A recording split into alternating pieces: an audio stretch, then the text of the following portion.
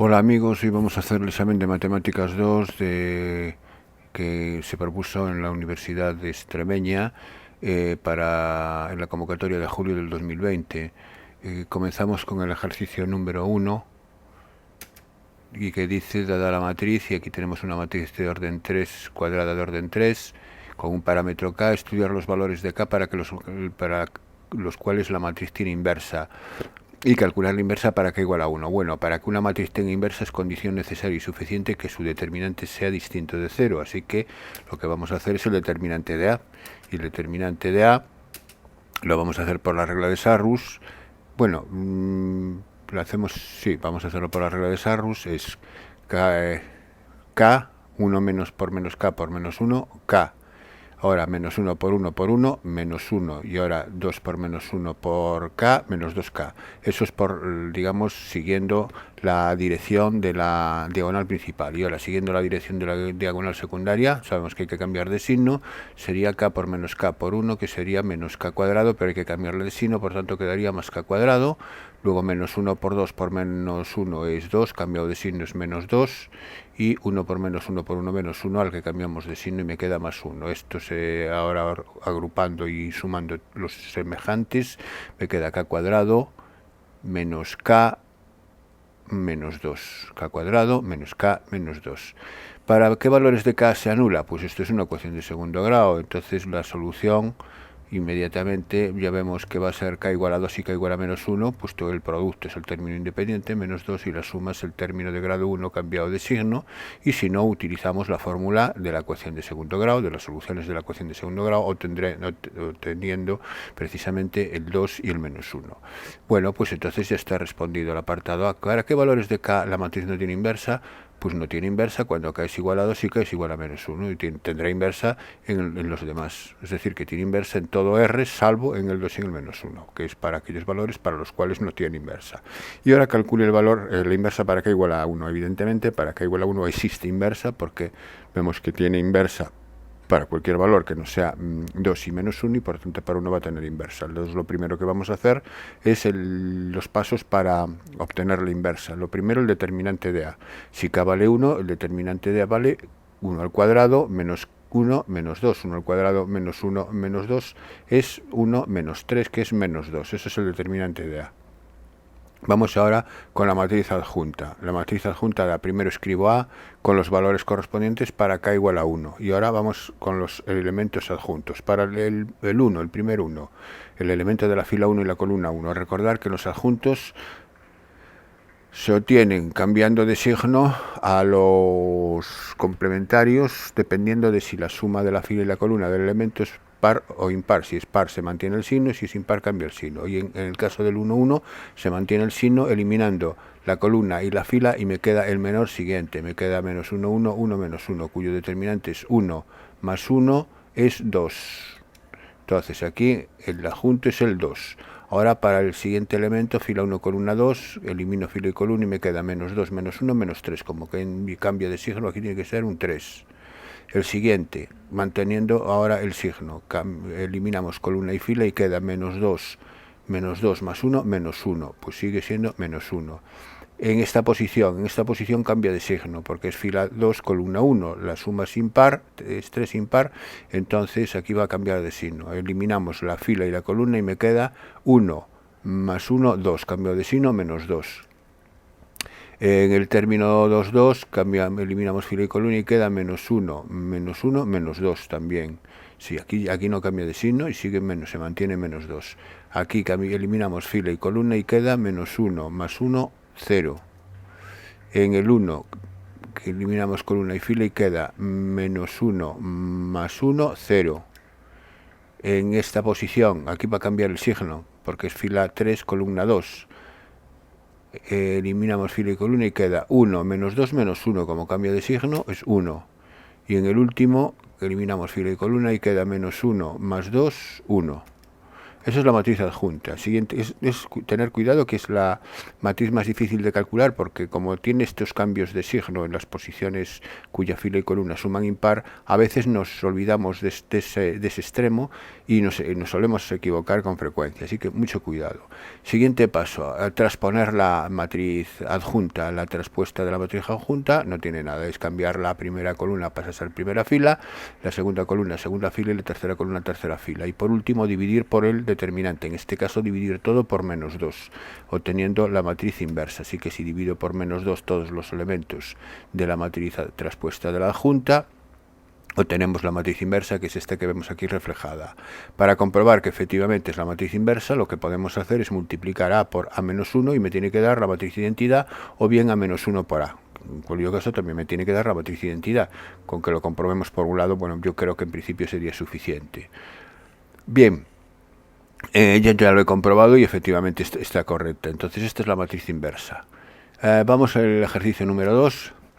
Me dan un sistema de ecuaciones lineales, 3 ecuaciones lineales con 3 incógnitas y con un parámetro lambda, y me piden que discuta el sistema. Bueno, este sistema expresado en forma matricial sería A por X igual a B, donde A es la matriz de los coeficientes, que es la matriz de los coeficientes de las incógnitas, que es 1, 1, lambda menos 1, menos lambda 1, y aquí no tiene z y por tanto es 0. Y para X ahora es 0 en la tercera fila, lambda más 3 y menos 2. X es la matriz columna de las incógnitas, es X y Z, y B es la matriz columna de los términos independientes 1, lambda 4. Esta sería la expresión matricial. A por X igual a B sería la expresión matricial del sistema, y vamos a utilizar para su discusión el teorema de Roussel. El teorema de Roussel, comparando los rangos de la matriz principal y la matriz ampliada, que es con la columna de los términos independientes. Entonces vamos a estudiar primero el determinante de A para estudiar el rango de A en función de lambda. Entonces el determinante de A lo hacemos por la regla de Sarrus, ya no me voy a parar mucho, sería esto, que ordenado y sacando paréntesis me queda un polinomio de grado 2 en función de lambda de este tipo. Queda menos lambda al cuadrado más 3 lambda menos 2. Esto lo vamos a igualar a 0 para ver dónde se anula. Y si igualamos esto a 0, las soluciones, lo hacéis bien por la fórmula de las soluciones de la ecuación de segundo grado. Si no, ya os digo ahora que las soluciones son lambda 1 y lambda 2. Entonces estos me van a generar la casuística que tengo que estudiar. El primer caso, y el más sencillo, es que lambda sea distinto de ambos, de 1 y de 2. Si lambda es distinto de 1 y lambda es distinto de 2, obviamente el determinante es distinto de 0, porque estos son los valores que anulan el determinante, así que los demás no lo anulan, ¿no? Entonces esto es distinto de 0. Si el determinante es distinto de 0, he encontrado dentro de A un menor no nulo de orden 3, que es el propio A, así que el rango de A va a ser 3. Que va a coincidir con el rango de la ampliada, porque la ampliada es añadir una columna a mayores, que no me va a modificar el rango para nada, y el propio menor de orden 3 para la ampliada es la propia matriz A, y que es también un menor, que es, al ser un menor no nulo, puedo afirmar que el rango de la ampliada es 3. Y como coincide con el número de incógnitas, el sistema es compatible determinado, es decir, que tiene solución única. Vamos con el caso lambda igual a 1. Si lambda es igual a 1, ahora A va a ser la matriz, y ahora sustituyo lambda por 1. Sabemos que el determinante de A es 0 y por tanto el rango es menor que 3. Me pregunto si va a ser 2. Para tratar de demostrar que el rango es 2, tendría que encontrar un menor complementario de orden 2 no nulo dentro de A, y lo hay, pues por ejemplo este. Yo siempre suelo coger el que tenga ceros, más ceros, ese ser posible. Podríamos coger también el primero, pero bueno, yo con que encuentre uno es suficiente. Esto me permite afirmar que el rango de la matriz A es 2. Y vamos ahora con la ampliada. Bien, la ampliada aquí la tengo, es la matriz A con 1, 1, 4, porque lambda ahora, estamos en el caso lambda igual a 1, y sustituyo el lambda por 1 también en la columna B. Y voy a ver que si encuentro algún menor de orden 3, no nulo aquí, entonces voy a coger todos los posibles menores de orden 3. Fijaros que aquí tengo el 1, 1, 4 en la segunda columna y el 1, 1, 4 en la columna ampliada, con lo cual los menores que tengan esas dos columnas ya no los voy a coger, porque es evidentemente vale 0 al tener dos columnas iguales. Así que voy a coger el primero, que sería el 1, o sea, las dos primeras columnas, con la última. Bueno, al final lo he cogido. Bueno, aquí es evidente que ya no lo tengo ni que desarrollar, porque las dos, estas sus columnas 0. Ahora voy a coger la primera, perdón, y la tercera columna con la columna última ampliada, y esto también me va a dar 0. Y la última, que son las tres últimas columnas, que también me da 0, evidentemente, porque tiene dos columnas iguales. Bien, estas son las tres posibilidades que tengo de coger menores dentro de la ampliada de orden 3, y como las 3 me dan 0, el rango de la ampliada tiene que ser igual a 2, no puede ser 3, porque no he encontrado ningún menor no nulo. Así que el rango de la ampliada es 2, el sistema es compatible indeterminado con un grado de libertad. Y ahora vamos con el caso lambda igual a 2. En el caso lambda igual a 2, la matriz A principal, aquí la tengo, sustituyo lambda por 2, el rango es menor que 3 y también tengo que encontrar un menor complementario de orden 2 para que afirmar que el rango sea 2, y lo encuentro también aquí. Este determinante me da 1, el rango por tanto es 2, y en la ampliada sustituyo lambda también por 2 ahora en el término, en la columna independiente, que es la última, la 1, 2, 4, y cojo, como hice antes, los posibles menores de orden 3. Aquí no son tan evidentes, no hay columnas iguales, así que cojo las dos primeras con la última y hago su determinante por la regla de Sarrus. Esto está hecho por la regla de Sarrus y me da 0. El siguiente determinante también me da 0 y el tercero me da 0. Fijaros que siempre cojo los menores de orden 3, siempre tengo que coger la última columna, que es la B, la de la columna B, siempre la tengo que tomar porque forma parte de la ampliada. Entonces, esto me da 0, con lo cual el rango de la ampliada es 2 también. Si el rango de la ampliada es 2, el sistema también es compatible indeterminado con un grado de libertad. Y eso sería la discusión del sistema en función del parámetro lambda, con lo cual ya he acabado. Aquí no me piden que resuelva nada. Pasamos al ejercicio número 3. Me dan un plano y una recta, y me piden que estudie la posición relativa de la recta y el plano. Bueno, aquí lo más rápido y más cómodo es pasar la recta paramétricas.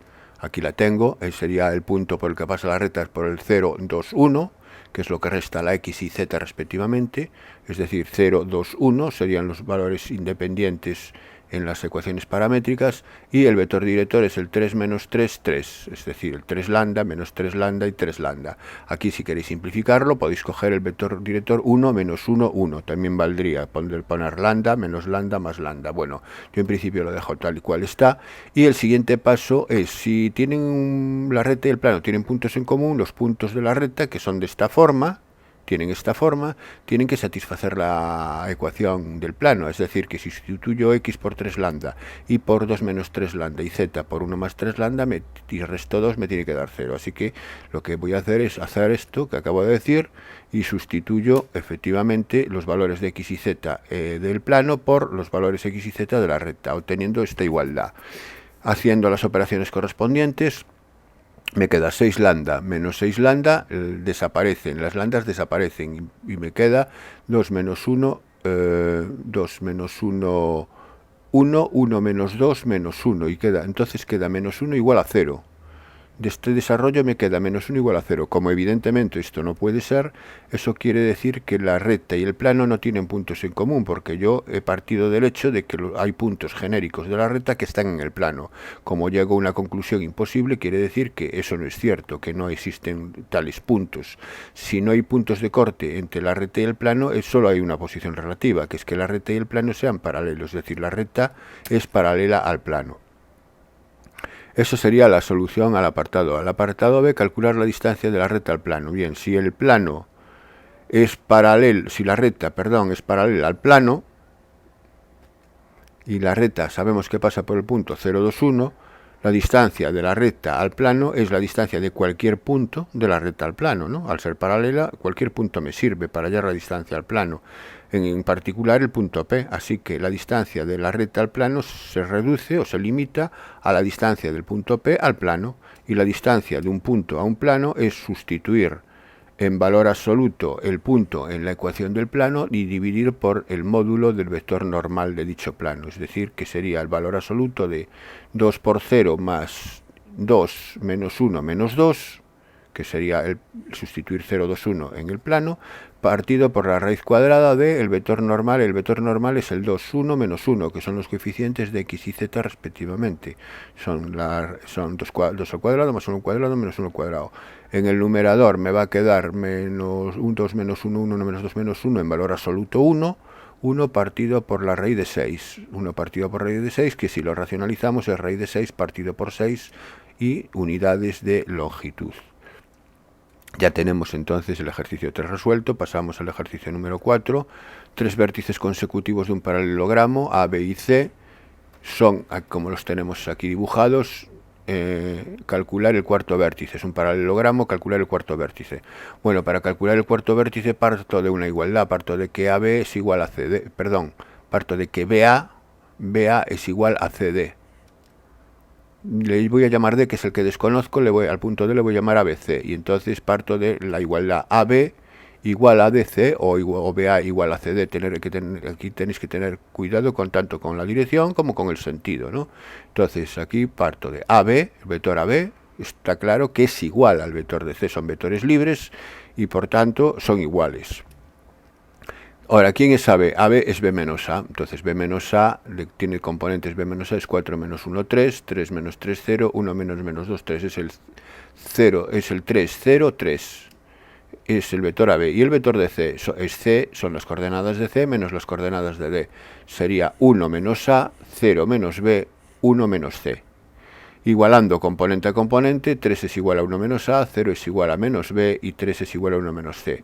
De estas tres igualdades despejamos A, B y C, donde tenemos que A va a ser igual a menos 2, B va a ser 0 y C va a ser menos 2. Entonces ya tengo el punto D va a ser menos 2, 0, menos 2. Ese es el primer apartado, muy fácil, por igualdad de vectores libres. Vamos a calcular el apartado B, que es el área del paralelogramo. El área del paralelogramo, recordar que es la interpretación geométrica del producto vectorial. Nos dice que el producto vectorial de dos vectores es el área del paralelogramo que forman dichos vectores. Entonces, en este caso, si cogemos, por ejemplo, vamos a coger dos vectores concurrentes en un punto. Por ejemplo, voy a coger el AB y el AD, el AB y el AD, AB y AD, los dos concurren en un punto, pues el producto vectorial de AB por AD es el área del... el módulo del producto vectorial es el área del paralelogramo. Si me pidieran el área del triángulo, sería dividirlo por 2. En este caso me piden el área del paralelogramo, así que tengo que proceder al producto vectorial de AB por AD. Es el desarrollo de este determinante. AB ya sabemos lo que vale. AD vale también menos 3, 0, porque ahora ya conocemos D. Y este determinante me da este vector. Este vector es el 9, menos 9, menos 9. Cuidado, no lo simplifiquemos, porque ahora estamos calculando áreas, y esas áreas se calculan en base a distancias. Así que no lo puedo simplificar, ¿no? Y entonces el área es el módulo, y el módulo es la raíz cuadrada de 9 al cuadrado, más 9 al cuadrado, más 9 al cuadrado, que es 3 veces el 9 al cuadrado. El 9 se cancela con la raíz y queda raíz de 3 por raíz de 3 por 9, creo. 9, sí, queda 9 raíz de 3. 9 raíz de 3 unidades cuadradas, porque estamos calculando un área, son unidades de superficie del sistema de referencia, en el sistema de referencia ortonormal que estoy trabajando. Bueno, pues ya está el ejercicio número 4, pasamos al ejercicio número 5. Estudiar la monotonía y los extremos relativos de la función y me dan un exponencial por un polinomio. Bueno, pues para estudiar la monotonía, bueno, como siempre, lo primero el dominio, para trabajar sobre él siempre. El dominio es todo R, porque un polinomio de grado 2 tiene dominio todo R y la función exponencial también, el producto también, y por tanto no hay ningún problema aquí de continuidad, ningún problema de operación prohibida, ni nada que se le parezca. Así que dominio todo R. Y sobre todo R estudiamos el crecimiento y decrecimiento, para lo cual estudiamos la derivada, y la derivada es la siguiente.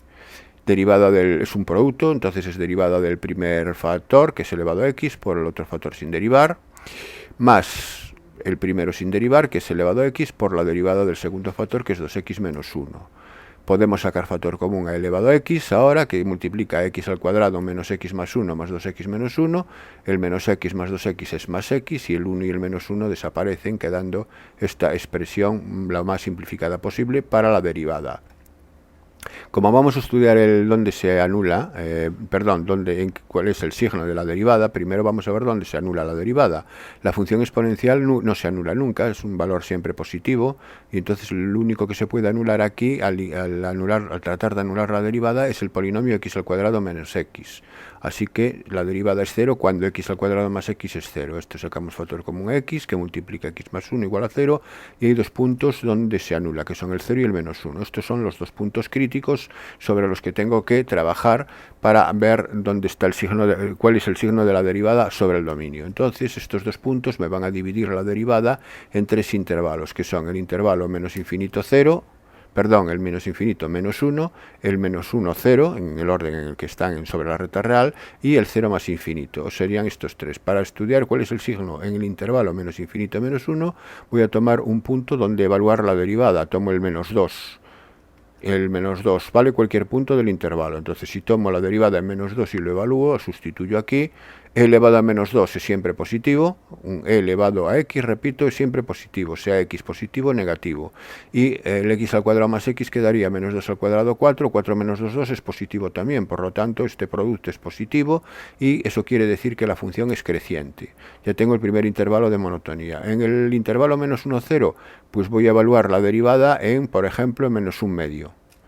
Y en menos 1 medio, al hacer la derivada, e elevado a menos 1 medio positivo, menos 1 medio al cuadrado un cuarto, y un cuarto menos 1 medio es negativo, porque es menos un cuarto el resultado. Entonces, menos negativo por positivo, negativo.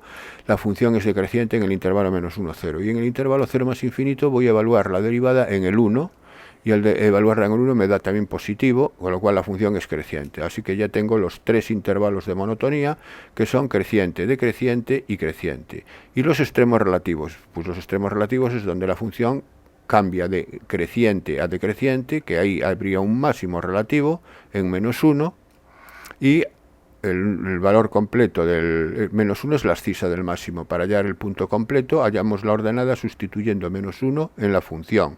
Si sustituyo menos 1 en la función f de x, es elevado a menos 1 por 1. Queda 1 partido por e. Pero a ver, aquí me he equivocado. Porque me sale 3, pues si sustituyo x por menos 1, aquí en el polinomio queda menos 1 al cuadrado 1, 1 más 1 2, y menos 1 es 1, es 3, efectivamente me da 3, evaluando el menos 1 aquí, y por e elevado a menos 1, que es 1 partido por e, 3 partido por e, es correcto aquí. Este sería el máximo relativo. Ahora, en el 0 cambia la función de decreciente a creciente, entonces ya bajando y subiendo, es decir, hay un mínimo, el 0 en x igual a 0 y un mínimo relativo, y la imagen es elevado a 0 por 1, es 1, en el punto es el 0, 1. Pues ya tengo los extremos y los intervalos de crecimiento y decrecimiento. Apartado B, justifique si existe algún valor de x tal que f de x igual a 2. Bien, para demostrar que existe un valor de x de forma que f de x es igual a 2, eso es lo mismo que estudiar si la ecuación f de x menos 2 igual a 0 tiene solución. Es exactamente lo mismo. Entonces, para ello voy a aplicar el teorema de Bolzano para hacer este apartado. Voy a partir de la función f mayúscula para demostrar esto, que es lo que me piden que demuestre, ¿no? Voy a partir de la función f de x elevado a x por x cuadrado menos x más 1 menos 2. Fijaros que es equivalente a decir que esta tiene una solución a que esto tenga un valor de x igual a 0, que me lo anule, es lo mismo. Y el teorema de Bolzano lo que me garantiza precisamente son los ceros de las funciones. Entonces yo voy a tratar de buscar un cero en esta función. Para ello, lo primero para aplicar Bolzano necesito dos hipótesis. Es que f sea continua en un intervalo cerrado y que la imagen de los extremos de ese intervalo tenga signo distinto. Voy a tomar el intervalo 0, 0, 2. Voy a tomar el intervalo 0, 2 como posible intervalo de solución. Entonces, f es continua. Bueno, f de 0, ¿quién es f de 0? F de 0, si sustituyo aquí me queda e elevado a 0, que es 1. 1, el paréntesis es 0 menos 0 menos 1, es 1 por menos 1, menos 1, menos 1, menos 2, creo que da menos 3, no menos 1. Aquí creo que hay un error. A ver, voy de nuevo a comprobarlo. La imagen del 0 es 0 al cuadrado, bueno, es que me he equivocado en una cosa, aquí no es menos 1, aquí vamos a corregir esto, aquí me he equivocado, aquí es, voy a tomar esta función, más 1, no es menos 1, más 1, eso es un error que se me coló ahí, entonces, vamos a quitar, vale, e elevado a 0 es 1 por 0 al cuadrado menos 0 más 1, esto me da 1, 1 menos 2 menos 1, entonces f de 0 es menos 1. Con lo cual la imagen es negativa. Y f de 2. F de 2 es... Vale, es e cuadrado por 4 menos 2 y aquí otra vez más 1. Aquí también me está confundido. Es más 1. Más 1. Vale, y aquí entonces sería e al cuadrado menos 2. ¿Por qué? Porque aquí da ahora 4 menos 2, 2. 2 más 1, 2 más 1, 3. 3 por e al cuadrado da 3 por e, 3, 3, 2 más 1, 3 por e al cuadrado. Bueno, en cualquier caso, 3e cuadrado menos 2, aquí sería 3. Aquí sería un 3. A ver si me sale dibuja. No me digo. Bueno, 3e cuadrado menos 2 es positivo. Así que f de 2 es positivo. Si f de 1 es negativo y f de 2 es positivo y la función es continua en el intervalo 0, 2, el teorema de Bolzano me dice que existe, aquí está, me dice que existe un punto en el intervalo 0, 2 tal que f de c es igual a 0. Pero f de c lo tengo aquí. Si esto es igual a 0, si esto es igual a 0, aquí lo tengo. Entonces el 2 pasa para allí sumando, que es que la expresión esta es igual a 2. Y entonces he encontrado un punto C donde la f minúscula, ahora f de x, es igual a 2. Por lo tanto, ya tengo demostrado la existencia de ese valor x, que aquí le estoy llamando C, por el teorema de Bolzano. Bien, disculpad el error de ese signo ahí que se coló. Y vamos con el ejercicio número 6. El ejercicio número 6 me da una función donde A pertenece a R, dada por, bien, definida a trozos, cuando x es distinto de 0 y A si x es igual a 0. Calculará para que la función sea continua. Bien, esto es un problema típico, muy fácil, para que una función sea continua en el punto A, que es el único problema donde puede existir la continuidad en el punto x igual a 0, porque en los demás aquí es un cociente, donde el único problema sería que x fuese 0, pero para aquí no está definida para x igual a 0, así que aquí es continua, y esto es una constante, y esto lo que puede presentar es una discontinuidad evitable, una discontinuidad evitable, o bueno, vamos a ver entonces cómo se soluciona esto. Para ver si es continuo x igual a 0 hay que ver que el límite cuando x tiende a 0 coincide con la imagen, coincide con f de 0. ¿Quién es f de 0? F de 0 es A. Y el límite cuando x tiende a 0. Aquí no hace falta hacer los límites laterales porque tanto x tendiendo a 0 por la izquierda como por la derecha va a tomar la misma expresión. F de x va a tomar la misma expresión. Me queda el límite cuando x tiende a 0 de esta expresión, de 1 menos x partido por x. Sustituyendo me queda 1 menos 1, 0 partido por 0. Es una indeterminación del tipo 0 partido por 0, a la cual puedo aplicar entonces la regla de L'Hopital, que es el límite cuando x tiende a 0 de las derivadas respectivas del numerador y del denominador. La derivada de 1 menos elevado a x es menos elevado a x y la derivada de x es 1. Cuando x tiende a 0, esto es menos elevado a 0, que es menos 1, entre 1, menos 1. Ese sería el límite. Así que para que la función sea continua, a tiene que ser igual a menos 1, para que coincida la imagen con el límite. Apartado B. Calcula la ecuación de la recta tangente en x igual a 1. Bien, recordar que la recta tangente de una función en un punto viene dada por la siguiente expresión: y menos f de 1, en este caso, igual a la pendiente, que es f' de 1, que es la derivada en el punto, por x menos el punto, menos la abscisa del punto, que es el 1.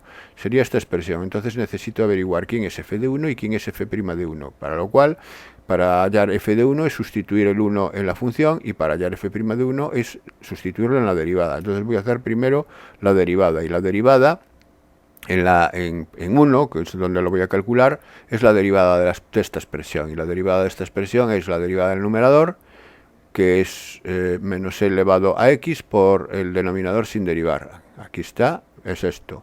Menos la derivada del denominador, que es 1, por el numerador sin derivar, que es 1 menos elevado a x partido por el denominador al cuadrado. Si sustituyo f' por, si sustituyo ahora x por 1, f' de 1 me queda menos 1 por elevado a 1, menos 1, menos e, queda esto, donde las e's desaparecen por eliminación aquí, y me queda en el numerador solamente queda menos 1 entre 1, menos 1. Eso es la derivada en 1. Y f de 1 es 1 menos e partido por 1, f de 1 es 1 menos e. f de 1 es sustituir aquí por 1, 1 menos e. Lo voy a dejar así, no lo voy a expresar en decimales, porque bueno, no me gusta expresarlo en decimales. Y ahora simplemente sustituyo en la expresión general de la recta tangente. Sustituyo f de 1 y f' de 1 por sus correspondientes valores, aquí está. Y como mucho despejo la y para expresar la recta en forma explícita. Despejo la y, me queda menos x, y la término independiente es menos 1, o la ordenada en el origen, como queráis, es menos 1 menos e, cambiado de signo, menos 1 más e cambiado de signo, más 1. Vale, que al final queda 2 menos e. Esta sería la ecuación de la recta en forma explícita. Bueno, y pasamos al ejercicio número 7. Dadas las funciones, aquí me dan dos funciones, una parábola y una recta. Se pide representar de forma gráfica la región delimitada por las dos curvas. Bien, tengo una parábola y una recta. Voy a representar primero la parábola. La parábola tiene lo siguiente: puntos de corte con los ejes. Corte con el eje de las x. Con el eje de las x y es igual a 0, es decir, la ordenada f de x es 0. Igual o x al cuadrado menos 4x más 1 a 0. Resuelvo esa ecuación de segundo grado. Y tiene dos soluciones, que son 2 más raíz de 3 y 2 menos raíz de 3 para la x. Y para la y vale 0, que es por eso son puntos de corte con el eje de las x. Tengo estos dos puntos de corte. Con el eje de las y, claro, el eje de las y es x igual a 0, sustituyo x por 0 y me queda que la y es 1. Entonces, con el eje de las y, el punto de corte es el 0, 1. Vamos a ver ahora el extremo. ¿Dónde tiene el extremo? Para calcular el extremo hacemos la derivada. La derivada es 2x menos 4, que se anula en x igual a 2. Entonces el extremo en x igual a 2. Como la segunda derivada es positiva, es un mínimo. Entonces estamos hablando de una función, una parábola convexa con un mínimo. La segunda derivada es 2, que es positiva, y por tanto un mínimo en x igual a 2. Exactamente, ¿cuál es la ordenada? Pues sustituyo 2 en la f de x y f de 2 es menos 3. Ahí tiene un mínimo. Bueno, pues con esas características ya puedo dibujar la parábola, ¿no? La recta. Bueno, aquí tengo el dibujo de la parábola. Aquí tengo los puntos de corte, que son 2 menos raíz de 3 y 2 más raíz de 3. El punto 2 menos 3, que es un mínimo, y el 0, 1, que era el punto de corte con el eje de las y. Y una parábola con un submínimo, una parábola convexa, aquí la verde. Y ahora vamos a dibujar la recta. Para dibujar la recta, con 2 puntos es suficiente. Pues cojo y digo, si x vale 0, ¿cuánto vale y? Y vale menos 0 más 1 vale 1. Entonces el punto es el 0, 1. Pasa por el punto 0, 1. Pasa por aquí. Y al revés, si es igual a 0, ¿cuánto vale x? Si es igual a 0... x lo despejo de 0 igual a menos x más 1, y x va a valer 1. Así que pasa por el punto 1, 0, pasa por el punto 0, 1 y por el punto 1, 0. Así que la recta es esta que tengo aquí. Aquí está, pasa por el punto 0, 1 y por el punto 1, 0. Bueno, pues ¿cuál es la región limitada por las dos curvas? Pues la región limitada por las dos curvas. Ahora, para hacer el área, bueno, la región es esta, que está entre las dos. Y para hacer el área necesito saber los puntos donde se cortan las dos, porque el área va desde aquí, que aquí ya se ve que es 0 gráficamente, y desde aquí, aunque se ve gráficamente que es 3, tengo que comprobarlo. Para ver dónde se cortan las dos curvas, igualo ambas ecuaciones. Si al igualar ambas ecuaciones obtengo esta ecuación de segundo grado, que sacando factor común a x, multiplica a x menos 3, las soluciones obviamente son x igual a 0 y x igual a 3, que son los dos puntos de corte que efectivamente se ven aquí, x para x0 y para x3 es el otro punto de corte, ¿no? Bueno, pues entonces el área pedida es esta área sombreada, que es la limita una función por encima y otra por debajo. Por tanto va a ser la integral desde 0 a 3, aquí se puede hacer de corrido, porque hay una sola por encima y una sola por debajo. Es de la función que está por encima, que es la recta, menos la función que está por debajo, que es la parábola. Quedaría integral de 0 a 3 de la ecuación de la recta, que es menos x más 1, menos y la de la parábola, entonces le tengo que cambiar todo de signo a la parábola porque la estoy restando. Hago operaciones aquí y me queda la integral entre 0 y 3 de menos x al cuadrado, 4x menos x es más 3x y el 1 menos 1 desaparecen y me queda esta integral. Hago la primitiva, menos x al cuadrado es menos x al cubo partido por 3 y la de 3x es 3x al cuadrado partido por 2. Esto entre 0 y 3. Aplico la regla de Barrow, sustituyo la x por 3 y aquí me queda menos 9 más 27 medios, menos y lo sustituyo por 0. Y sustituir x por 0 aquí me queda 0. Así que haciendo aquí operaciones, el resultado final es 9,5, que es 4,5 unidades al cuadrado. Ese es el área solicitada. Vamos con el ejercicio número 8. Resolver una integral. Bueno, esta integral es un cociente de polinomios donde el grado del denominador es mayor que el del numerador, así que el siguiente paso es estudiar las raíces del denominador, a ver si tiene raíces simples o raíces múltiples, o no tiene raíces. Así que estudiamos x al cuadrado más x menos 2 igual a 0, y esto va a tener las siguientes raíces. Va a tener dos raíces, una menos 2 y la otra menos 1, que son raíces, por tanto son raíces simples. En el caso de las raíces simples, lo que voy a hacer es el cociente de polinomios lo voy a descomponer en dos fracciones algebraicas más simples, donde los denominadores son precisamente los factores obtenidos al factorizar el denominador. Sabemos que es x menos 1 por x más 2, ¿no? Al ser las raíces menos 2 y 1. Y en los numeradores van a ser unos coeficientes indeterminados que voy a tener que calcular.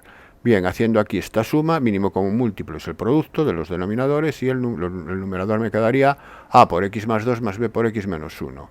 Como los denominadores son iguales, voy a identificar los numeradores. Al identificar los numeradores me queda que menos x más 7 es igual a por x más 2 más b por x menos 1. Y ahora para hallar a y b lo que hago es darle valores a x, siempre le voy a dar los más cómodos, que son el 1 y el menos 2, porque cuando le doy esos valores me van a anular cosas, ¿no?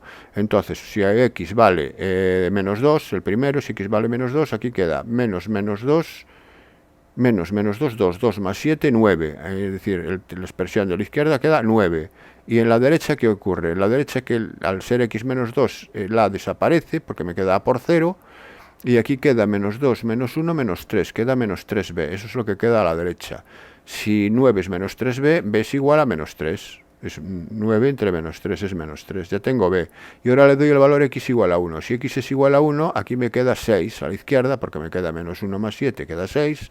A la derecha ahora lo que se anula es la expresión que contiene el b, el sumando que contiene el b, porque aquí quedaría 1 menos 1, 0, y aquí me quedaría 1 más 2, 3, 3a, queda 3a, así que si 6 es 3a, a es igual a 2.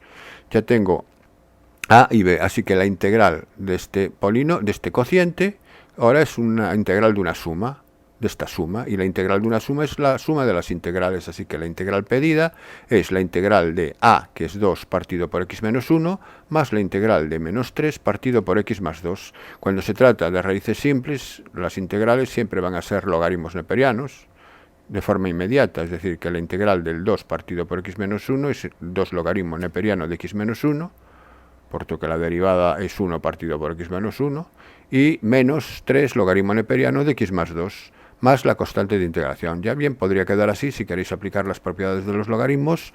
Recordar que la diferencia es el logaritmo del cociente y los exponentes podrían pasar a ser los constantes multiplicando delante del logaritmo, pueden pasar a exponentes al argumento del logaritmo. Bueno, podría quedar así, también más reducido si queréis.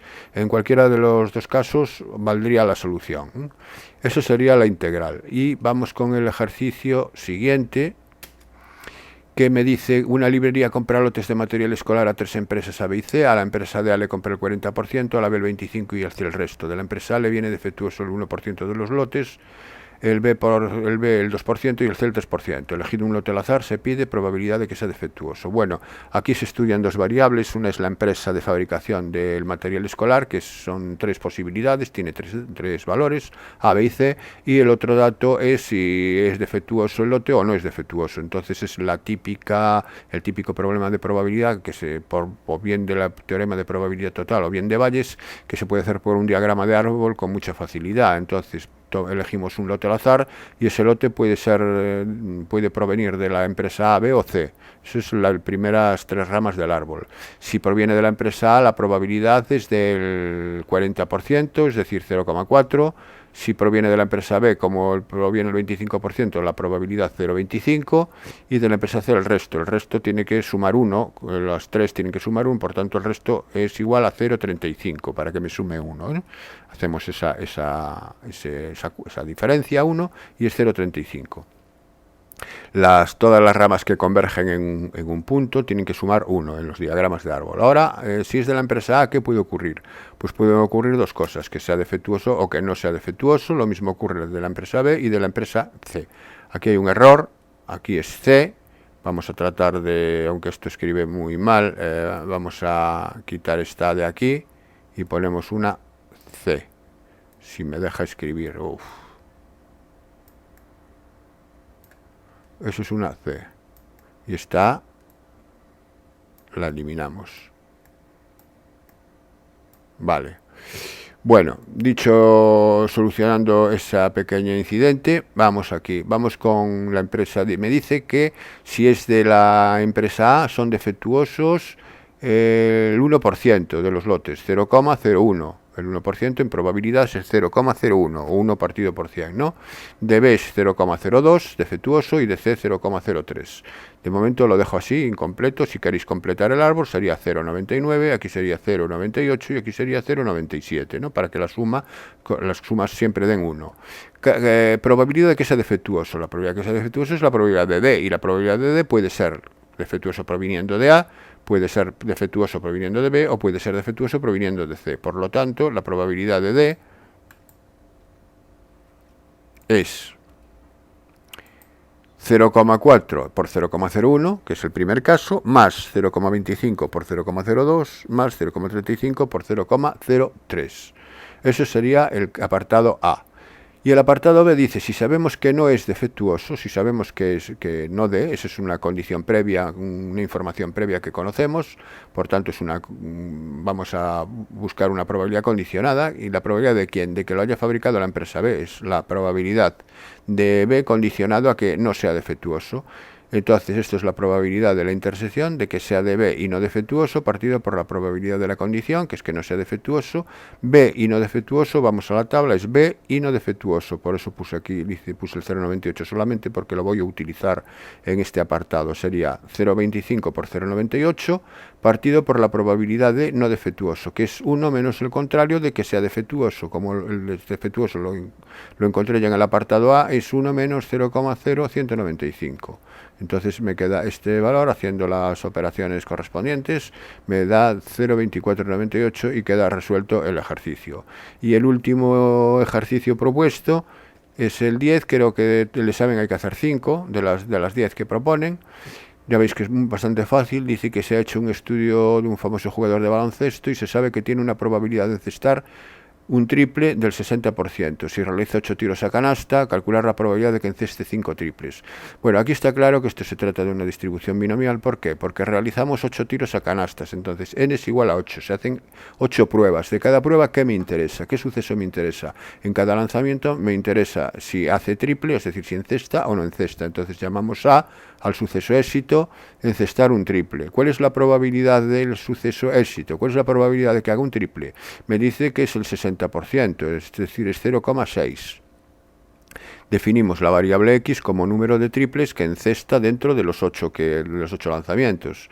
Entonces es una variable aleatoria que toma los valores de 0 a 8 y además la probabilidad de que haga canasta no va cambiando de un lanzamiento a otro, siempre es 0,6, se mantiene constante. Entonces es un experimento de Bernoulli y por tanto x sigue una distribución binomial de parámetros n, que es 8, y p 0,6. A partir de aquí, calcular la probabilidad de que enceste 5 triples, probabilidad de que x sea igual a 5. Ese es el apartado ahí, la probabilidad de que x sea igual a 5. Utilizamos la función de probabilidad para x igual a 5, que sería 8 sobre 5 por 0,6 elevado a 5 por 0,4, la diferencia 1 de 0,6 elevado a la diferencia entre 8 y 5, a 3. Esto, haciendo las operaciones también correspondientes, me va a quedar 0,2787. En las operaciones ya no me paro porque esto lo podéis hacer con calculadora. Apartado B, probabilidad de que enceste al menos 2. La probabilidad de que enceste al menos 2 quiere decir 2 como mínimo, o más, ¿no? Entonces sería x mayor o igual que 2. Y la probabilidad de x mayor o igual que 2, y luego directamente tendría que hacer la función de probabilidad para el 2, para el 3, para el 4, el 5, el 6, el 7 y el 8. Son muchos casos y se me hace muy pesado, muy largo. Por lo tanto, cuando son muchos casos, utilizar siempre el suceso contrario. Entonces, esto es 1 menos la probabilidad de su contrario. ¿Cuál es el contrario de x mayor o igual que 2? El contrario de x mayor o igual que 2 es x menor estricto que 2, es decir, que esto es 1 menos la probabilidad de x menor estricto que 2. Y el caso x menor estricto que 2 solo contiene dos casos, que son el x igual a 0 y el x igual a 1. Así que esto quedaría 1 menos, y ahora el 8 sobre 0 por 0,6 por 0,4 elevado a 8. Esto sería para el caso x igual a 0, más, y para el caso igual a 1 sería 8 sobre 1 por 0,6 elevado a 1 por 0,4 elevado a 7. Bueno, pues también sacando la calculadora y haciendo esta suma y luego restarle de 1, me va a dar 0,9914. Y el apartado C determina la media y la desviación típica de la distribución. Bueno, como es una binomial, sabemos que la media siempre es n por p. Entonces es 8 por 0,6. Esa es la media o la esperanza de la variable aleatoria. Entonces, en nuestro caso, 8 por 0,6, que son 4,8. La media siempre viene dada en las unidades de la variable. Como la variable son número de triples, 4,8 también son número de triples. Lo que pasa es que en el contexto del problema, 4,8 no tiene mucho sentido. Podemos decir aproximadamente 5, ¿no? Pero esto ya es una aproximación. Lo que quiere decir es muy más cerca de 5 que de 4, ¿no? 4,8 es eso, más próximo a 5. Y la desviación típica es la raíz cuadrada de n por p por q. La raíz cuadrada de n por p por q, pues haciendo p es 0,6, q es 0,4 y n es 8. Haciendo esa raíz cuadrada obtenemos 1,38, triples también. La desviación típica también viene medida en las unidades de la variable. Bueno, y esto es todo el ejercicio caído en Extremadura en junio 2020. El próximo vídeo será el que cayó en septiembre, también en esta comunidad autónoma. Os recuerdo que siempre vuestro profesor es el que ha de tener la última palabra en cuanto a las dudas que tengáis en estos ejercicios, y que en Internet siempre contrastad información. Hasta la próxima, espero haberos sido de ayuda.